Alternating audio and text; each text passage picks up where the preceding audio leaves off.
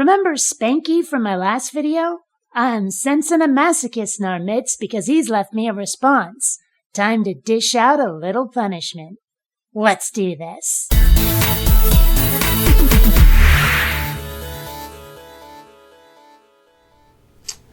To go about wearing a title which merely represents what you don't believe is really illogical and immature. That's rich, coming from someone who appears to honestly believe that there's a spirit man living in the sky who created everything.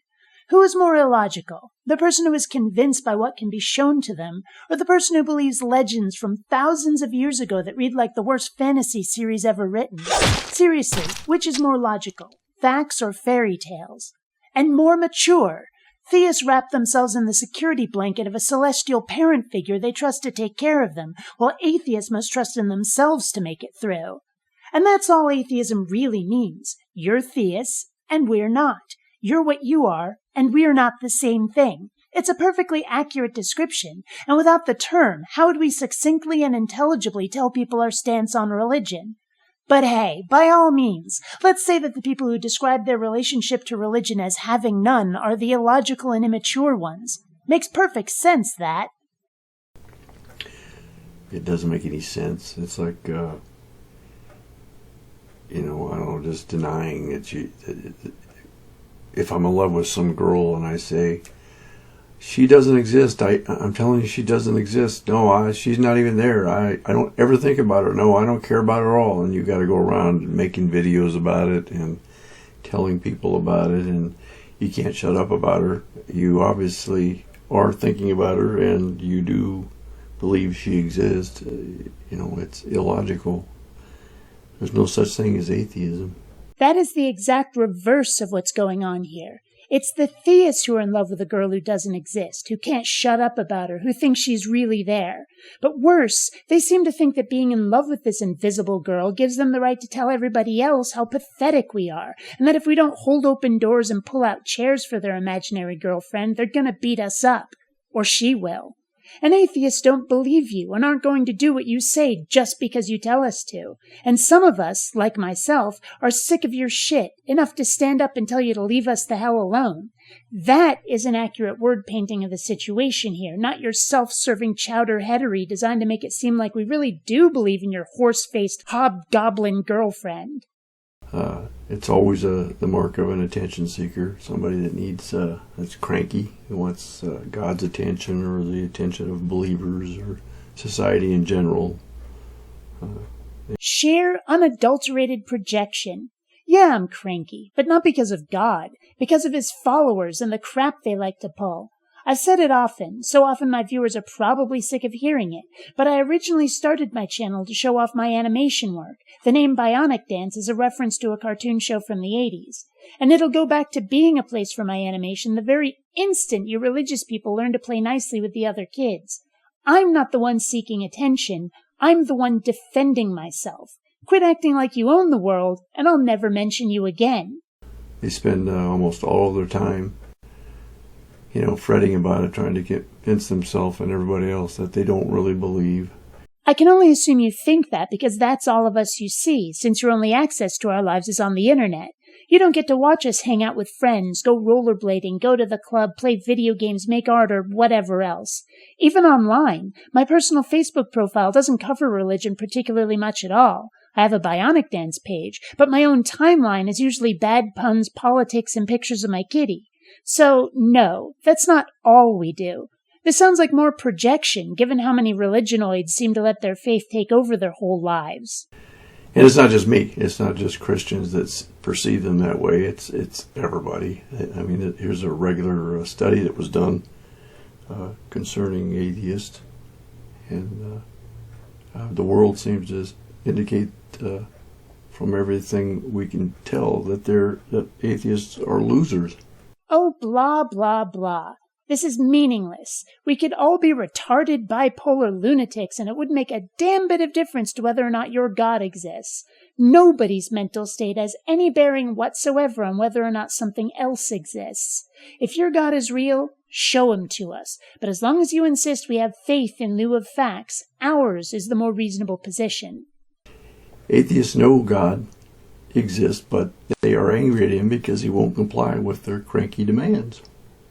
This is a symptom so common among theists. They cannot conceive of a worldview, a paradigm in which one does not believe in any gods. It's simply incomprehensible, unimaginable.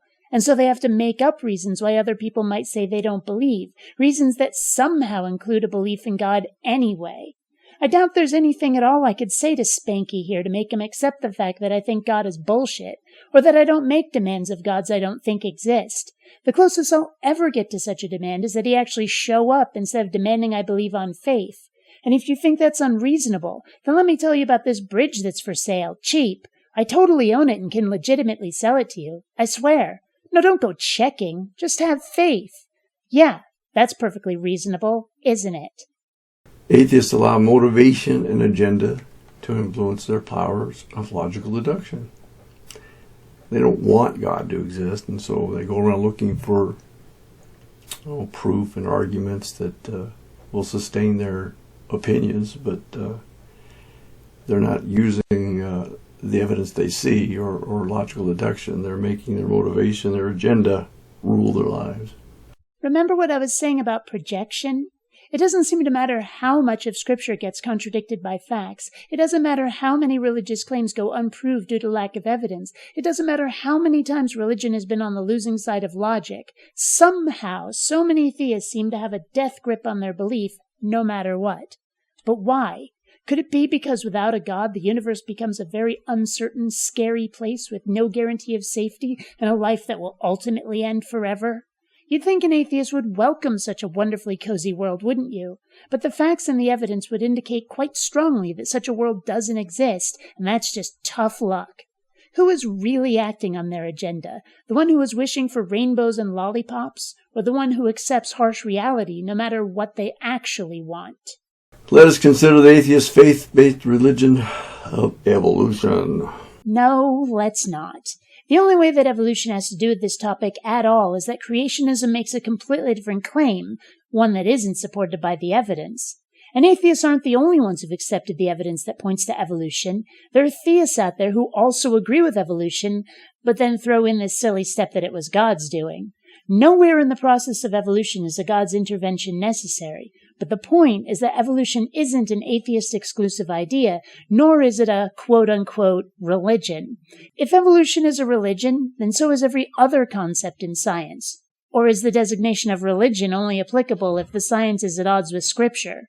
Atheists believe what they wish was true and not what they know is true. Like I said, it's their motivation, their agenda that rules their state of being. Their worldview controls their thinking process. And the real truth of the matter is, and this is the honest truth, this is the end of the whole matter, is that if you look at it honestly, 100% of the evidence, if you interpret it honestly, accurately, and without any preconceived notions, it proves the biblical account. 100% of the evidence. 100%. So if I can find anything in the real world that contradicts the Bible, you'll concede God isn't real? Yeah, I didn't think so. Can anything convince you that God isn't real? Is there a line that could be crossed, some bit of evidence that would make you go, oh, okay, I was wrong. God's not real. My mind is open on the subject. I have that crossable line. Do you? Or have you made up your mind and nothing could ever change it? Okay, you just can't get around that. God's right. You can run around finding arguments. You can try to find logical things. We'll answer that. You can just work yourself to a frazzle trying to find things, arguments and little questions to throw at Christians. But you're not going to get around the fact that God created everything, and the evidence proves it if you look at it honestly. Well, I guess that answers that question. Mind closed to any other possibility.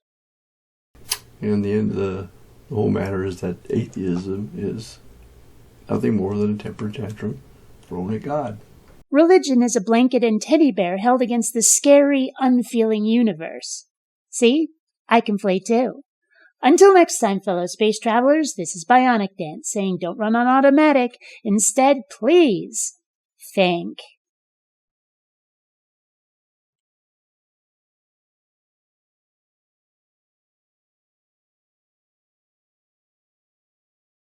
So, who wants cake?